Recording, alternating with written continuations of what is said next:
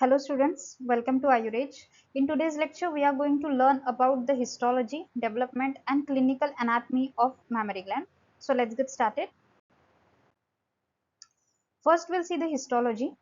So हमने previous lectures में देखा है of the lecture of features of mammary gland that mammary gland consists of 15 to 20 lobes with the same number of ducts. Mammary gland में 15 to 20 lobes present होते हैं और हर एक lobe के लिए एक lactiferous duct present होता है.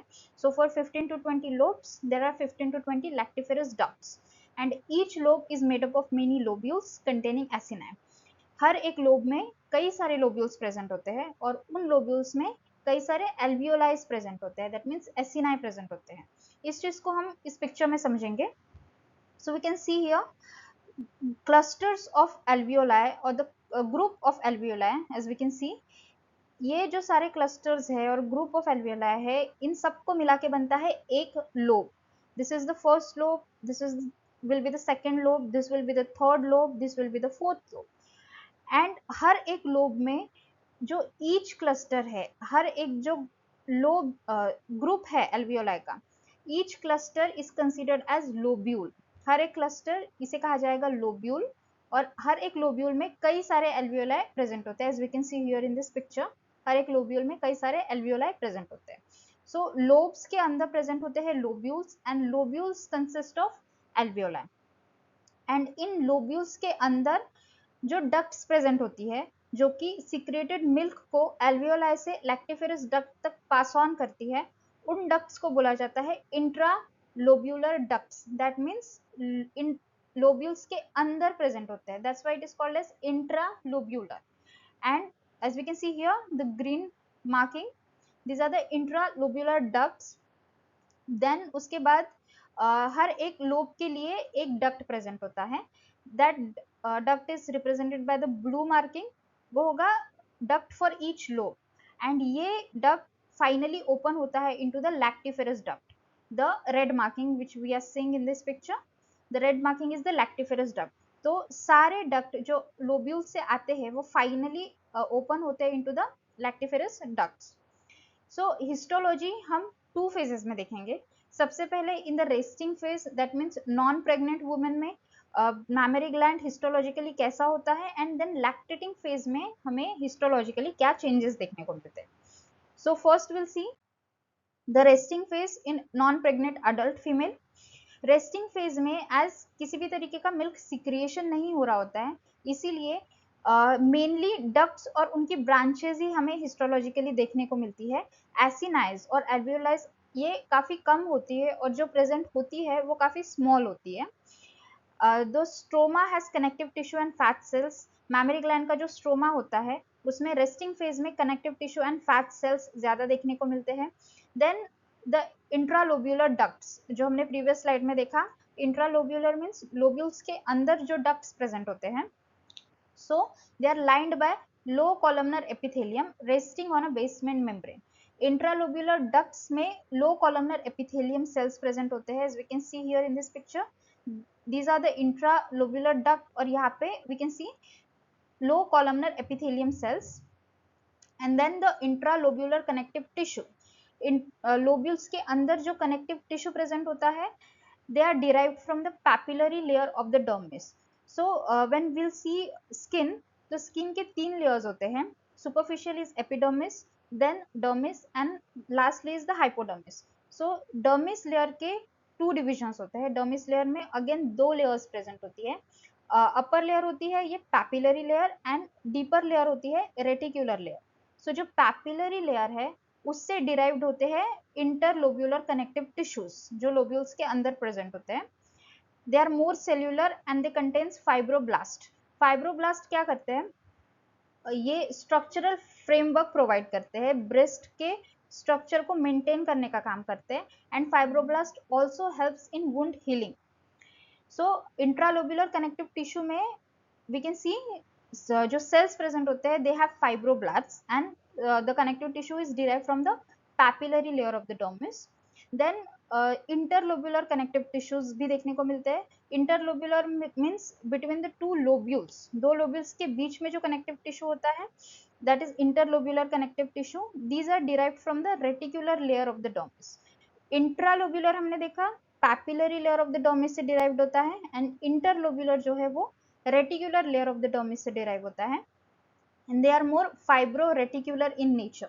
Fibro-reticular means it is made up of fibrous and reticular component, और ये दोनों components क्या करते हैं, strength और supportive framework provide करते हैं, means strength and support framework, strength and support provide करते हैं to the breast tissues, and it also contains fat lobules.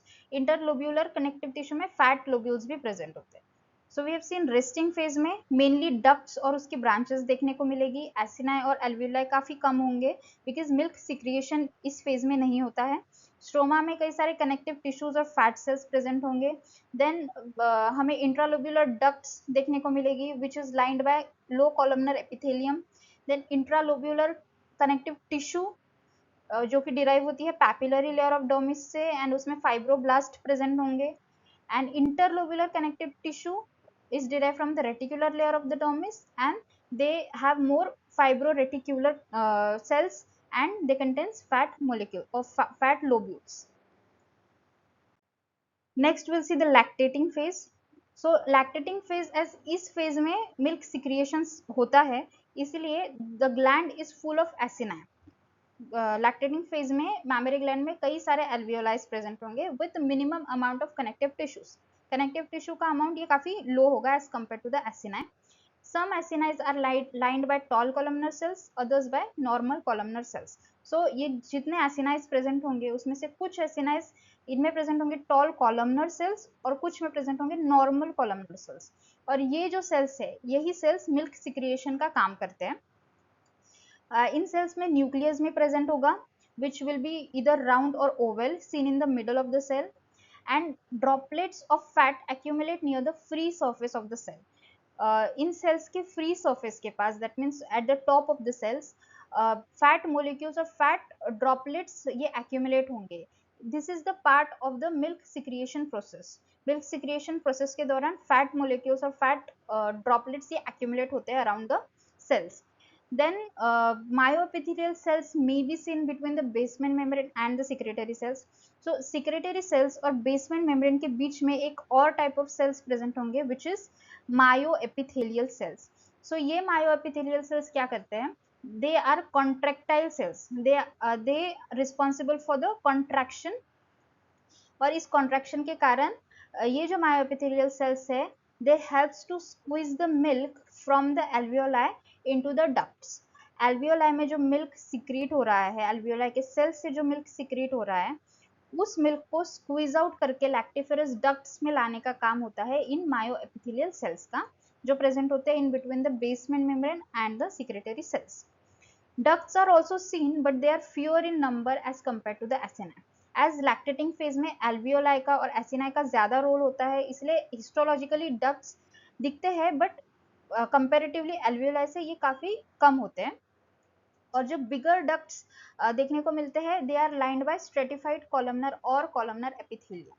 जो हिस्टोलॉजिकली बिगर डक्ट्स हमें देखने को मिलेंगे उनमें प्रेजेंट होते हैं स्ट्रेटिफाइड कॉलमनर या फिर columnar epithelium cells. So we have seen lactating phase. Lactating phase में alveoli और acini से ग्लैंड पूरा भरा हुआ होगा, उसमें हमें डक्ट्स काफी कम दिखाई देंगे और कनेक्टिव टिश्यू भी काफी कम दिखाई देंगे. एसिनाई में कुछ एसिनाई में प्रेजेंट होते हैं टॉल कॉलमनर सेल्स एंड कुछ में प्रेजेंट होंगे नॉर्मल कॉलमनर सेल्स, और ये कॉलमनर सेल्स ही मिल्क सिक्रिएशन का काम करते हैं. न्यूक्लियस प्रेजेंट होगा मे बी राउंड और ओवल. फैट एक्यूमुलेट होगा near the free surface of the cell during the process of milk secretion. Also myoepithelial cells भी हमें देखने को मिलेंगे. मायोएपिथेलियल सेल्स क्या करते हैं? They help squeezing the milk out of the acini into the ducts. And bigger ducts में stratified columnar और कॉलमनर एपिथेलियम सेल्स ये देखने को मिलते हैं. Next will see the development. Embryonic life में मैमरी ग्लैंड का और ब्रेस्ट का डेवलपमेंट किस तरीके से होता है? So the breast develops from an ectodermal thickening called a mammary ridge, milk line और line of skulls. Embryonic life में एक रिज फॉर्म होती है एक्टोडर्मल थिकनिंग से, which extends from the axilla up to the groin, as we can see here in this picture. axilla से groin तक एक thickening देखने को मिलती है ectodermal की, इस थिकनिंग को बोला जाता है मैमरी रिज और मिल्क लाइन और line of skulls. This ridge extends from the axilla to the groin and it appears during the 4th week of intrauterine life. Intrauterine life के 4th week में ये ridge appear होती है. And जो mammary gland होता है, that gland is ectodermal in origin because इस ectodermal thickening से ही mammary gland develop होता है, इसलिए mammary gland is ectodermal in origin and the stroma is mesodermal in origin. Mammary gland के अंदर जो स्ट्रोमा प्रेजेंट होता है which has connective tissues and fat cells, that stroma is mesodermal in origin. So ये जो memory ridge है ये human beings में कुछ एक्सटेंट तक, काफी एक्सटेंट तक ये डिसअपियर हो जाती है, बट थोड़ा सा पार्ट ये पर्सिस्ट रह जाता है इनटू द पेक्टोरल रीजन. थोड़ा सा पार्ट बाकी रह जाता है चेस्ट रीजन में और पेक्टोरल रीजन में, और यही पार्ट फॉर्म करता है देन मैमरी ग्लैंड. सो ये जो पर्सिस्टिंग पार्ट है मैमरी रिज का is converted into the mammary pit. जो बचा हुआ पार्ट रह जाता है मैमरी एक्टोडर्मल थिकनिंग का, मैमरी रिज का, वहां पे एक पिट फॉर्म होती है. As we can see here in this picture, एक पिट मींस डिप्रेशन फॉर्म होता है. देन इस डिप्रेशन से ही सेकेंडरी बर्ड्स फॉर्म होते हैं. We can see here secondary buds. फिर ये सेकेंडरी बर्ड्स क्या करते हैं, आगे जाके और डिवाइड होते हैं, देन अगेन सब डिवाइड होते हैं and they form the lobes of the gland. ये सेकेंडरी बर्ड्स ही डिवाइड और सब डिवाइड होके मैमरी ग्लैंड्स के लोब्स फॉर्म करते हैं. और ये जो एंटायर सिस्टम है ये इनिशियली सॉलिड होता है, but then after some time later on it gets canalized. मतलब कैनलाइजेशन हो जाता है, चैनल्स तैयार हो जाते हैं inside this system. And at birth और later the nipple is everted at the site of the original pit. ये जो पिट फॉर्म हुई है मैमरी रिच से, जो पिट फॉर्म होती है, then at the time of birth और बर्थ के बाद इसी पिट से निपल ये बाहर आती है, निपल इवर्टेड होती है at the site of the original pit. And mammary gland की जो ग्रोथ है एट प्यूबर्टी, मैमरी ग्लैंड की ग्रोथ होती है by the oestrogen hormone. And apart from the estrogen, development of secretory alveoli is stimulated by progesterone and prolactin hormone. estrogen के साथ साथ जो alveoli, secretory alveoli है मैमरी ग्लैंड के अंदर जो प्रेजेंट होते हैं, तो इन secretory alveoli का डेवलपमेंट होता है with the progesterone and prolactin hormone along with the estrogen hormone. So we have seen development. Memory gland का और ब्रेस्ट का डेवलपमेंट होता है एक्टोडर्मल थिकनिंग से, जिसे कहा जाता है मैमरी रिज, मिल्क लाइन और लाइन ऑफ स्कल्स. ये जो लाइन है ये मोस्ट ऑफ इट्स एक्सटेंट तक डिसअपियर हो जाती है, बट सिर्फ पेक्टोरल रीजन में ये पर्सिस्ट कर जाती है. एंड पेक्टोरल रीजन में देन ये एक पिट फॉर्म करती है, एक डिप्रेशन फॉर्म करती है, एंड डिप्रेशन से कई सारे सेकेंडरी बर्ड्स फॉर्म होते हैं, और यही सेकेंडरी बर्ड्स आगे डिवाइड और सब डिवाइड होके ब्रेस्ट के और मैमरी ग्लैंड के लोब्स तैयार करते हैं. एंड जो एक्टोडर्मल थिकनिंग और द ग्लैंड जो होता है वो एक्टोडर्मल ओरिजिन होता है, स्ट्रोमा ये मेसोडर्मल इन ओरिजिन होता है. ये 4th week of intrauterine line में मैमरी रिज डेवलप होती है और अपीयर होती है. देन जो मैमरी ग्लैंड का ग्रोथ है एट प्यूबर्टी ये होता है by estrogen hormone, and secretory alveola का डेवलपमेंट होता है along with the estrogen hormone and progesterone and prolactin hormone. Next we'll see the clinical anatomy of mammary gland or breast. So सबसे पहले condition जो clinical anatomy में हम देखेंगे वो है mastitis. Mastitis, this is a painful infection or inflammation of the breast tissues. Breast tissues का infection और inflammation is known as mastitis. It is common in breastfeeding women and can also occur in non-lactating women. Non-lactating women में भी mastitis होता है, but ज़्यादा common होता है in breastfeeding women because breastfeeding women में milk stasis की condition आ सकती है, जब मिल्क ये पूरी तरीके से ब्रेस्ट से बाहर नहीं आ पाता, कुछ अमाउंट ऑफ मिल्क ये मैमरी ग्लैंड में और ब्रेस्ट में जमा हुआ रहता है, जिस कारण से जो मिल्क डक्ट है वो ब्लॉक हो जाती है. उस सिचुएशन में मस्टाइटिस डेवलप होने के चांसेस बढ़ जाते हैं. ऑल्सो क्रैक्ड निपल्स के कारण बैक्टीरिया ये मैमरी ग्लैंड के अंदर एंटर कर सकता है. सो इन दो रीजंस के कारण मेनली ब्रेस्ट फीडिंग वुमेन में मस्टाइटिस ये कंडीशन काफी कॉमनली दिखाई देती है. Its possible causes are blocked milk duct जो हमने अभी डिस्कस किया, और bacteria entering the breast. Mastitis के टू टाइप्स देखने को मिलते हैं, एक lactational mastitis and second is non lactational mastitis. Lactational mastitis मतलब जो ब्रेस्ट फीडिंग वुमेन में होता है, एंड नॉन लैक्टेशनल मेस्टाइटिस मतलब नॉन प्रेग्नेंट और नॉन ब्रेस्ट फीडिंग वुमेन में जो देखने को मिलता है। सो लैक्टेशनल मेस्टाइटिस के कॉजेज मेनली मिल्क स्टेसिस, जब मिल्क बाहर नहीं आ पाता है, अंदर ही मिल्क डक्ट को ब्लॉक कर देता है, and bacterial entry, it causes this infection. Non-lactational mastitis, it may be related to the duct blockage or chronic inflammation. Mastitis ये मोस्टली कॉज होता है by the staphylococcus aureus bacteria. और mastitis में जो सिम्टम्स देखने को मिलते हैं वो है painful swollen area in the breast, redness and warmth over the affected area, fever and chills, fatigue, and अगर mastitis ये कंडीशन ट्रीट नहीं की गई, अनट्रीटेड रह गई, तो आगे जाके ये एब्सेस फॉर्मेशन भी करती है। Next is breast abscess. It is a painful collection of pus that forms in the breast. Breast में किसी एक लोकेशन में जब पस का कलेक्शन हो जाता है और वो कंडीशन पेनफुल होती है, तो उस कंडीशन को ब्रेस्ट एब्सेस बोला जाता है। हमने प्रीवियस स्लाइड में भी पढ़ा था, अगर मेस्टाइटिस और जो इन्फ्लामेशन ऑफ ब्रेस्ट ये कंडीशन ठीक नहीं की गई या अनट्रीटेड रह गई, तो as the complication of the mastitis breast abscess form होता है। इसमें जो सिम्टम्स देखने को मिलते हैं वो है severe pain in a localised area of the breast, swelling, redness and tenderness, a soft fluctuant lump filled with pus, fever, chills and fatigue, and nipple discharge sometimes.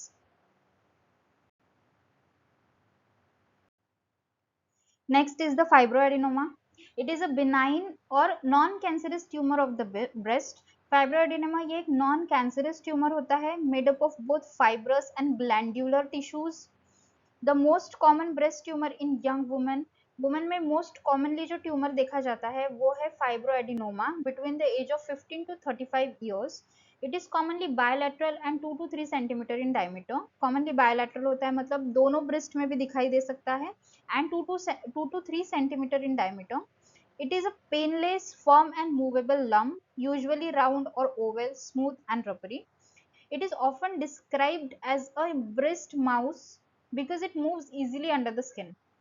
इसे breast mouse भी इसलिए बोला जाता है because it moves easily under the skin, and it is also hormone sensitive tumor.